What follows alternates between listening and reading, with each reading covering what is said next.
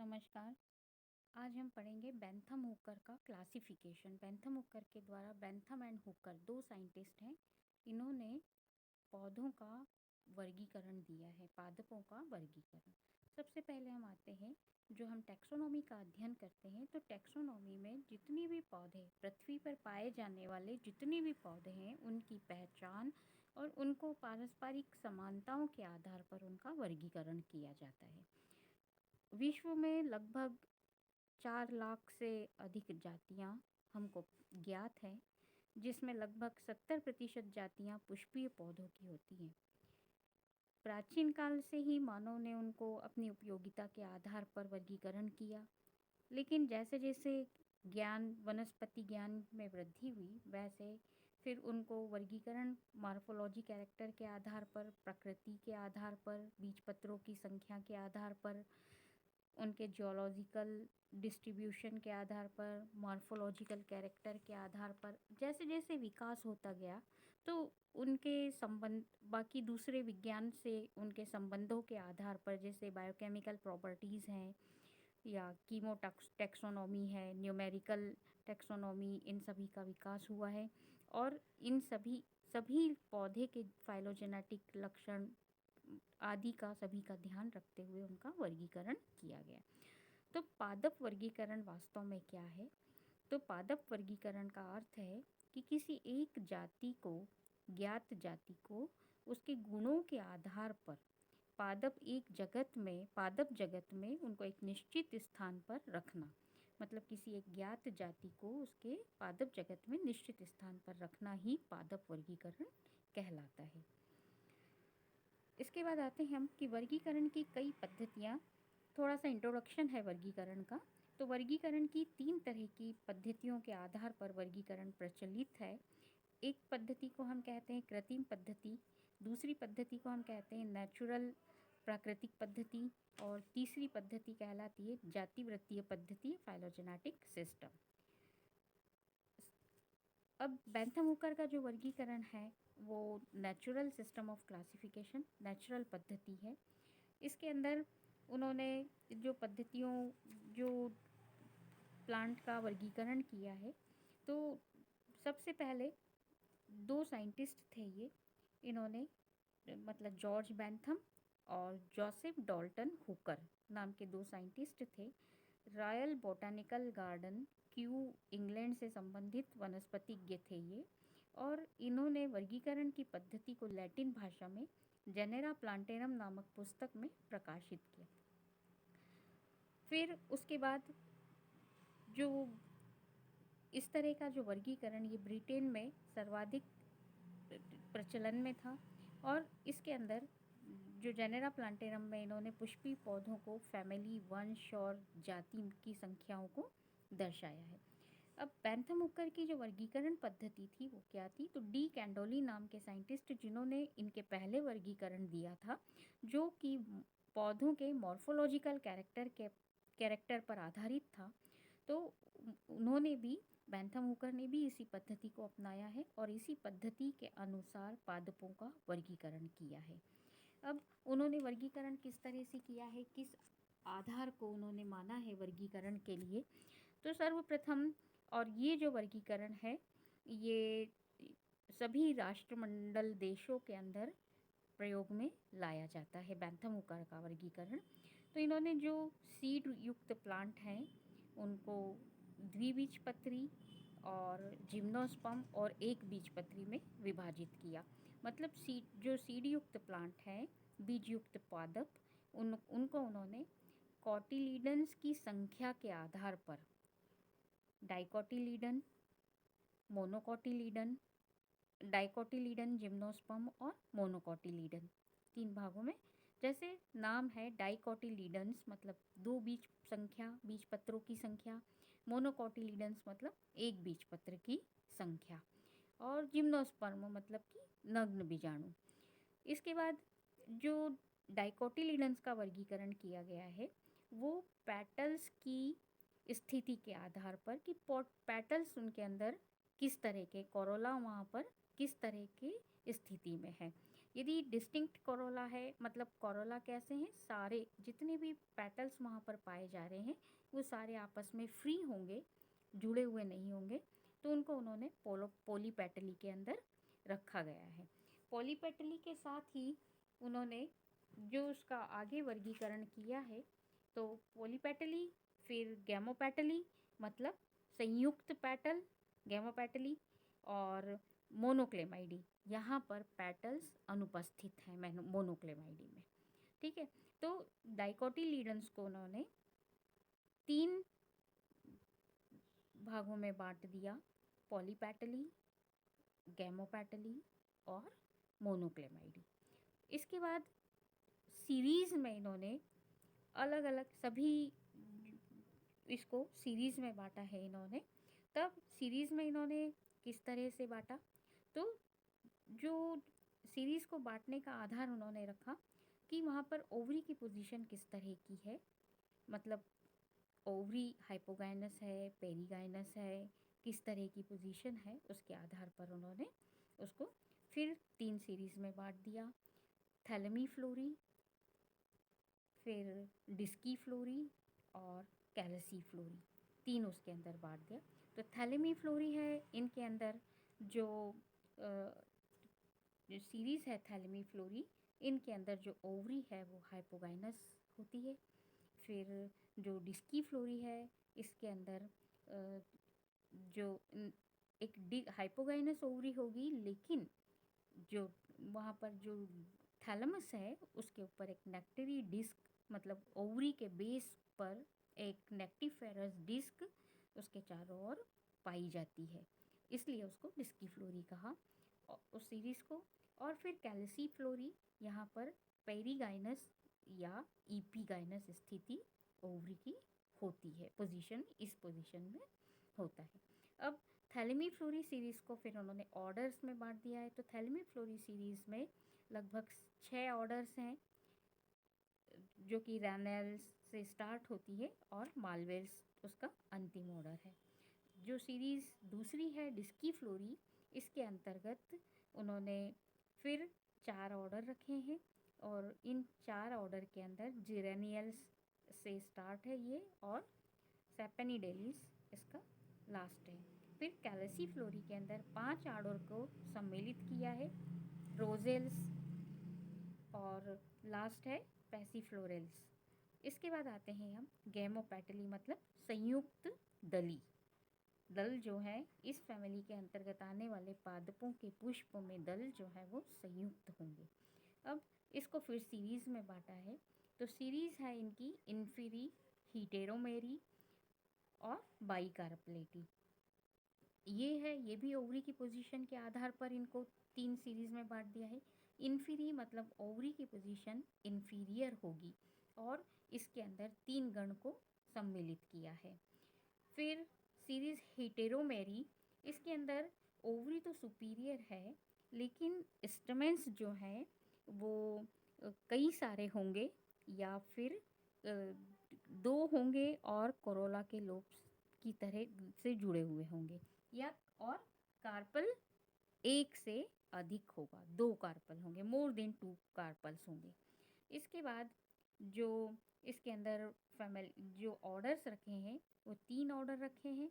फिर सीरीज़ बाइकार्पलेटी, जैसा इसका नाम है बाइकार्पलेटी, तो यहाँ पर सुपीरियर ओवरी के साथ जो कोरोला जो कार्पल्स हैं वो यूजुअली 2 ही कार्पल होंगे यहाँ पर, इसलिए इसको बाइकार्पलेटी कहा जाता है, और इसके अंदर 4 ऑर्डर को सम्मिलित किया गया है। इसके बाद आते हैं तीसरी जो सीरीज़ है इनकी, मोनोक्लेमाइडी, जो तीसरा है, इसको फिर लगभग इसमें 8 सीरीज़ के अंदर इसको बांटा है, और मोनोक्लेमाइडी यहाँ पर पेटल्स अनुपस्थित होते हैं। इनको जो अलग अलग एम्ब्रियोलॉजिकल कैरेक्टर या फिर इनके मॉर्फोलॉजिकल कैरेक्टर, इनके आधार पर इनको इतनी 8 सीरीज़ में बांटा गया है। जैसे जो फर्स्ट सीरीज़ है, पहली सीरीज़ कर्व्यू एम्ब्री, इसके अंदर एम्ब्रियो जो होता है वो राउंड होता है, और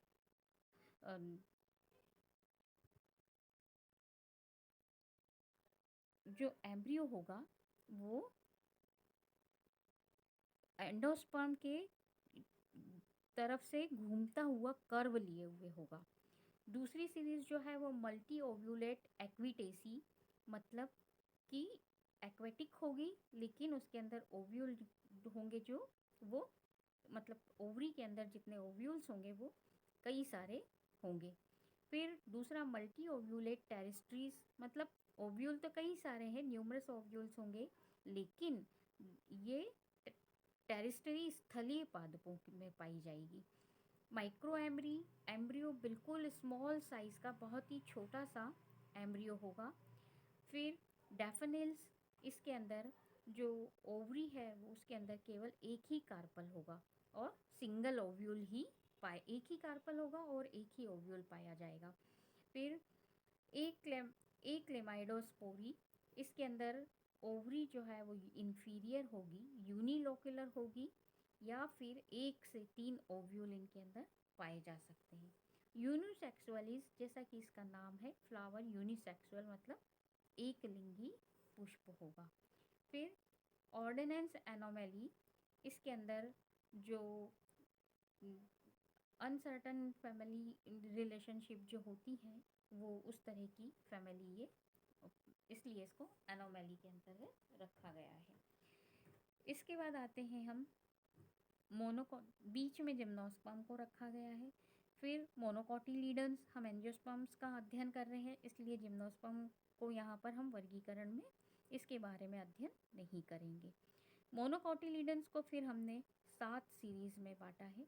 यहाँ भी एम्ब्रियो की स्थिति के आधार पर, एम्ब्रियो पेटल्स इनकी स्थिति के आधार पर ही हमने इसको 7 सीरीज़ के अंदर बांटा है। माइक्रोस्पर्मी, मतलब जैसा नाम है, ओवरी इन्फीरियर होगी और सीड जो है वो बहुत छोटा होगा। ईपीगाइनी, मतलब इन्फीरियर ओवरी होगी और सीड बड़ा होगा। कोरोनेराई, इसके अंदर पेरिएंथ पेटेलॉइड होंगे, मतलब यहाँ पर हम कैलिक्स और कोरोला में डिफरेंशिएट नहीं कर सकते, पेरिएंथ पाए जाएंगे और पेरिएंथ जो पेटेलॉइड स्थिति में होंगे मतलब कलर्ड होंगे और ओवरी सुपीरियर होगी। कैलिसाइनी, मतलब पेरिएंथ जो है वो सेपेलॉइड होंगे, ऊपर था पेरिएंथ पेटेलॉइड थे, यहाँ पर सेपेलॉइड मतलब ग्रीन कलर के होंगे और ओवरी सुपीरियर होगी।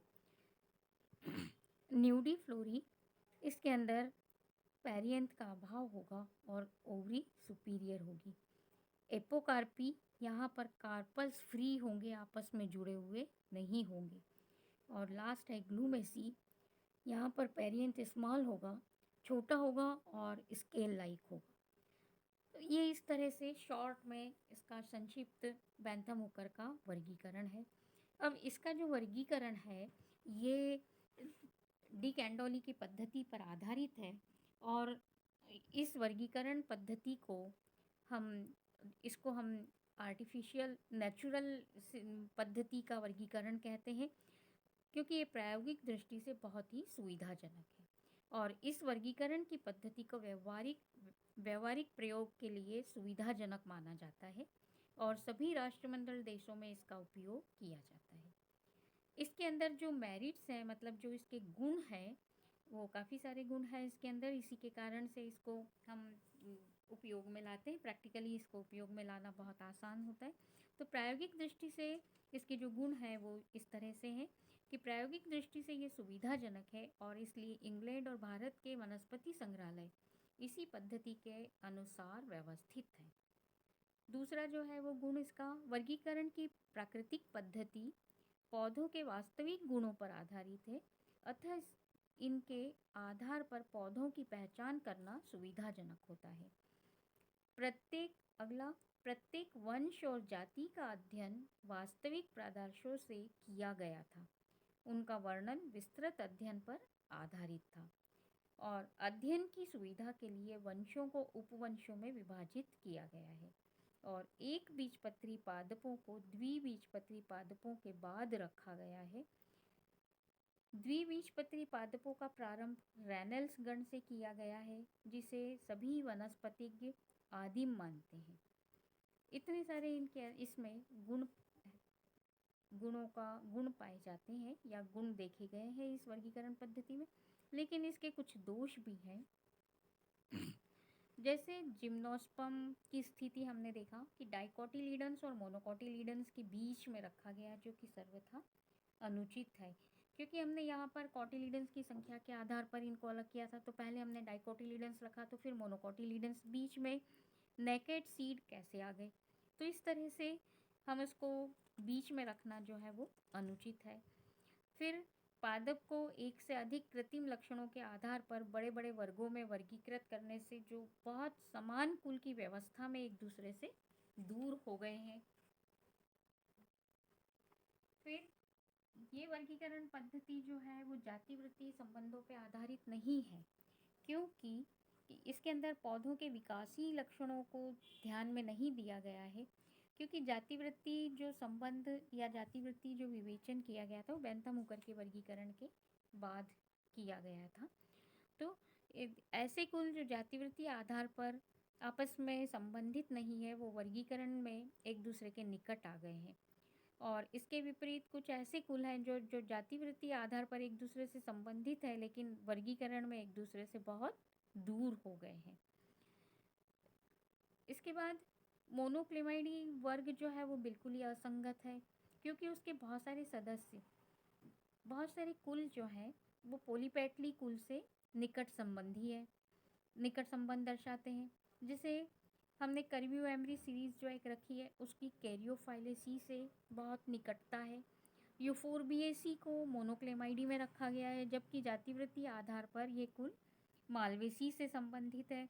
इसी प्रकार मोनोकोटिलीडन्स के अंदर जो विकसित कुल है ऑर्किडेसी और अपेक्षाकृत कम विकसित कुल हाइड्रोकैरिटेसी को सूक्ष्म बीजी संरचना के आधार पर माइक्रोस्पर्मी श्रेणी में साथ साथ रख दिया है, जो कि सर्वथा सिर्फ एक माइक्रो सूक्ष्म बीजों के आधार पर हमने उसको साथ में रख दिया, लेकिन बाकी गुणों में वो काफ़ी असमानता रखते हैं और इस तरह से ये साथ में रखना असंगत है। इसके बाद जो एक और बड़ा ड्रॉबैक है कि पोलीपेटली में जो इन्फीरियर ओवरी को पहले स्थान दिया गया है, और जब हम पॉलीपेटली में इन्फीरियर ओवरी को पहले में स्थान दे रहे हैं और जबकि गैमोपेटली में हम इन्फीरियर ओवरी को बाद में रख रहे हैं, तो ये भी एक इसका ड्रॉबैक है कि विकास की अवस्था, यदि विकास के सिद्धांतों को देखें तो यदि माने कि इन्फीरियर ओवरी आदिम है या इन्फीरियर ओवरी की स्थिति ऊपर है विकास की आद्य अवस्था में, और यदि सुपीरियर ओवरी आदिम है तो हम इन्फीरियर ओवरी को एक जगह तो हम इन्फीरियर ओवरी को पहले रख रहे हैं, एक जगह हम बाद में रख रहे हैं। तो इस तरह का जो है ये अनुचित है, लेकिन फिर भी ये नेचुरल क्लासिफिकेशन है और प्राकृतिक रूप से प्रायोगिक दृष्टि से हमको वर्गीकरण करने में सुविधाजनक है, पादपों की पहचान के लिए सुविधाजनक है। धन्यवाद।